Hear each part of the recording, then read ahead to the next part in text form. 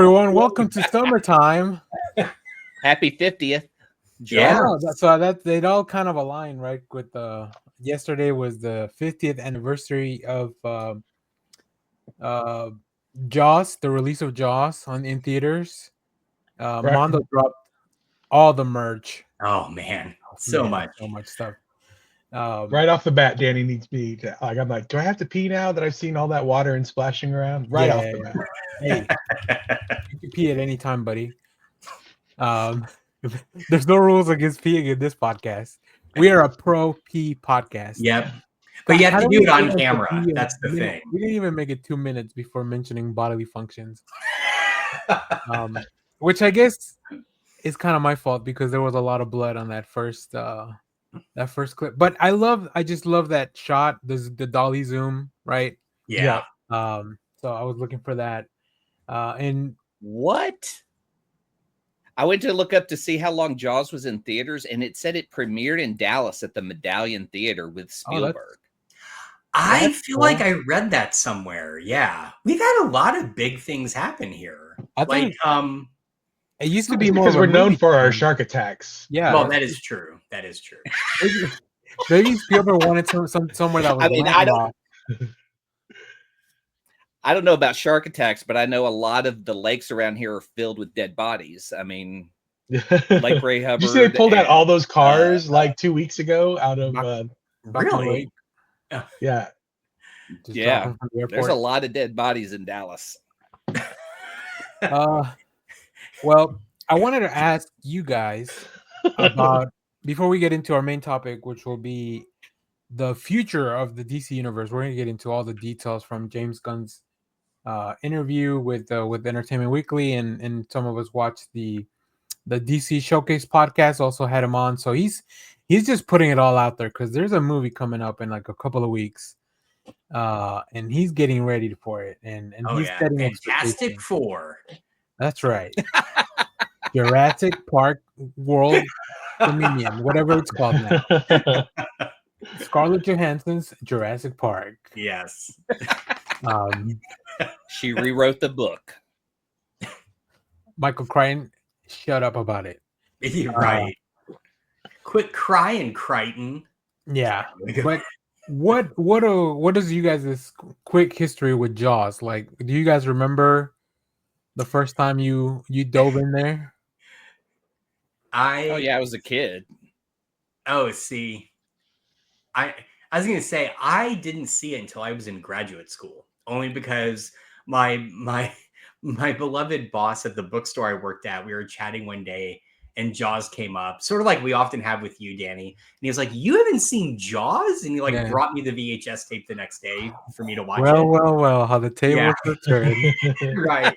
But it was funny because I was just thinking about this as you showed that clip. Even though I didn't see it fully until I was an adult, it still had that impact on me where I'm at the beach. I will not go that deep into the water because it just like the media was everywhere. Like the trailer was on TV all the time. You saw clips on the news. And so I was just like, oh, if I go in the water, sharks are going to eat me.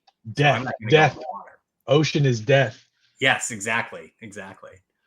Jaws has been like, I feel like it's omnipresent in my life. Like I feel like it's always kind of been there. I can't remember the first time I've seen it. It's one of my favorite movies. I've seen it like a bajillion times. Yeah. But I have no idea what the first time I saw it was. But I love all the little factoids. Like it hurt tourism, like beach towns, like for the next few years saw a slump in their tourism because of Jaws. Yeah. And then like people were out there just like, I mean, you know, you can look at the statistics of shark attacks or whatever. Like they're not huge, you know. But yeah, there was like this rash of shark killings that came up out of the movie Jaws, and both Spielberg and Michael Crichton were like, we didn't mean for that to happen. Like we were just trying to make a. I also feel like in the nowadays world, because it became so mainstream or popular, maybe shark attacks were happening all the time. They just like, why would anybody report on that, right? Like it just like it's a thing that they were all just boating accidents. Yeah, I mean, even then, like you wouldn't report it. It would never be on the news. Like if I was running a newspaper, what would I run a shark attack story, right? But if the shark movie is everything that everybody's talking about, and I'm running a newspaper and I want eyes on my newspaper, like, oh, maybe I should report that shark story that I wouldn't have reported, 2 weeks ago before the movie came out or whatever. So I feel like that also, it's one of those things where like we just talk about it more because people are talking about it, so like more stuff comes out, right? So Clay, what about you? Where are you were you on the beach? No, never. Like I went to, I think, Galveston Beach when I was a real little kid, but I don't think I'd been to the ocean until I was an adult. So like I wasn't really scared of sharks. And then I was one of those that I'd watch a movie and then obsess about the facts about it. And so you'd see like how many shark attacks were per year.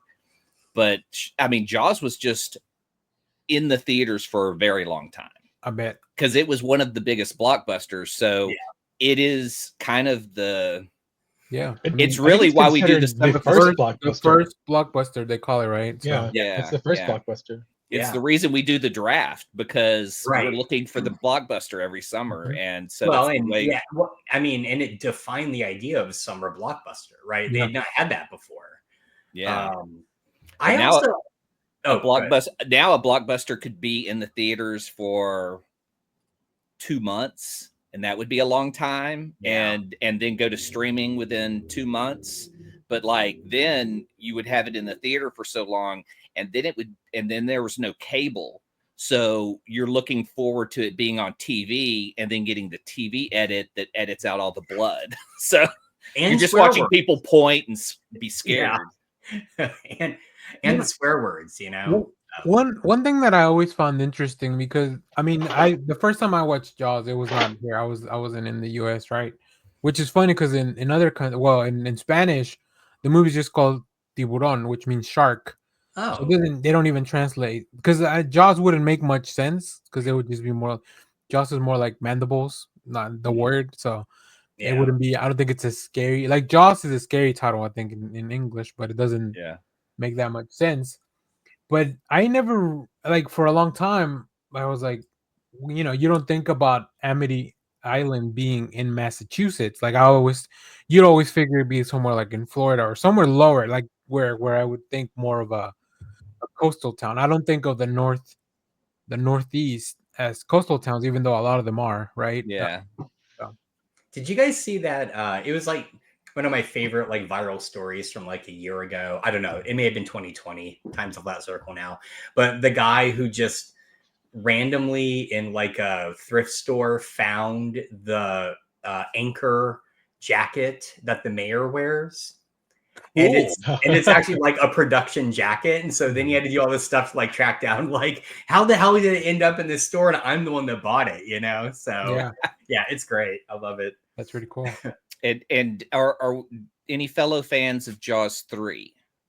3D? Is that the 3D one? Yeah, I've only seen Jaws 1. I think I've seen the second one, but I don't recall seeing the third one.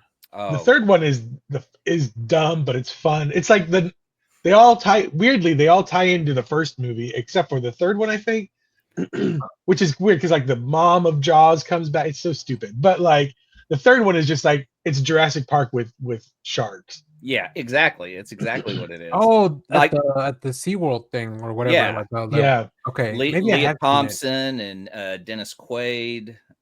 Leah Thompson's in it? I'm there. Leah Thompson's in it. Yeah. I know, what a cast. I'm in. And some awesome 3D effects that you can no longer watch in 3D, but you get to see how they. The Alamo will run it every now and again, and so Shelby and I will always go see it. I don't think they do it in 3D though. Oh, okay. They do, because I'm sure they're gonna do it again for the 50th. I'm sure there's gonna be a few places, but if it's available, I might go watch Jaws at the theater. I would love to see Jaws at the theater. Yeah. They did re-release it. I know the Alamo was showing, but all the Alamo movie or all features were all sold out. And the Alamo also does the thing where they will show it on the river. So right. So you're like in an inner tube, and I think the first time they did it, it was just like a private lake or something like that they huge one, and they stocked the lake full. They had to make sure that they stocked the lake with extra fish, so that people would be like having stuff. Now it's so big, they do it out in like places that are huge. But Piranha 3D. Yeah, exactly. Yeah. I like to point out Jaws 1 is like a school on cinema. Every scene matters, every dialogue, monologue, everything's so important. Jaws 2 is the opposite of that. None of the scenes are important. It is very like you can see the choices that are made are very bad. And then Jaws 3 is what happens when a studio gets a hold of something and just wants to try to make more money out of it. Interesting It's when you the say canon that. films of the Yes. Jaws movies. Yeah, because it is surprising that they haven't tried to remake Jaws, even if I it's don't just think like they. a shot for shot update of the first one or something. Sharknado, sir. I was gonna I say mean, you I got was thinking the Sharknado, Meg, the but I Meg. mean, The I Meg. feel like it's almost better. Like, all right. Let me invert that. Did the Psycho remake ruin that idea? Because again, like Jaws is a cinematic masterpiece. You don't fuck with that, right? And that's exactly what Vincent tried to do with Psycho. what about a Twister style reboot that is like it's later on, it's the same world. You know, if you feel But it, that's what Jaws: The Revenge is. Like Jaws 4 is the son of Jaws or whatever. Jaws' mom comes out of, and they for I don't know how. I don't know if that's. This time I might have personal. seen Jaws. It's like the wife. I don't remember. It's been forever since I've seen. Yeah, it's the wife. Did they find the marriage license? The wife of the shark? No, it's Roy Schneider's wife. Okay, I thought it was the shark's wife I too. didn't know I'm he was like, wait, married. Yippee-ki-yay, motherfucker. Yippee-ki-yay melon farmers on TV. Right. You know. So I did watch Jaws last night. They showed it on NBC, so broadcast television. Oh, They showed it on NBC, and they did have. There's that scene where the shark goes into the little tidal pool on the side. Like they think it's the big attack and it's the kids with the fins, but the shark is actually on the side pool and he eats the kayaker.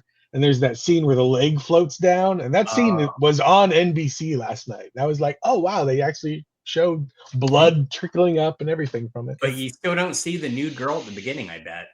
No, you did not see the nude girl at the beginning. You do see the head floating down.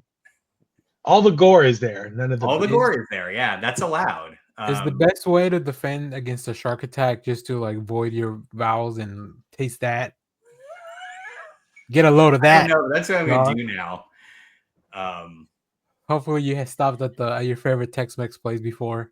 The other thing about Jaws is kind of also a timeline marker for when animal abuse was in movies, because you know how like now when you see movies that says no animals were harmed during this. In the 70s a lot of animals were harmed.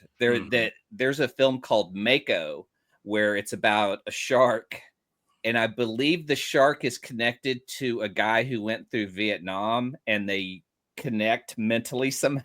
Yeah, it's very strange. It's very insane. Like Lieutenant Dan.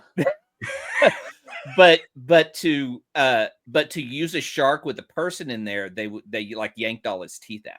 Like there's like so in the 70s there's like tons of these animal films where there's like huge animal abuse that existed until like laws were passed and they had to actually have people on set to monitor, even down to like bugs, if anything was killed during the making of a film.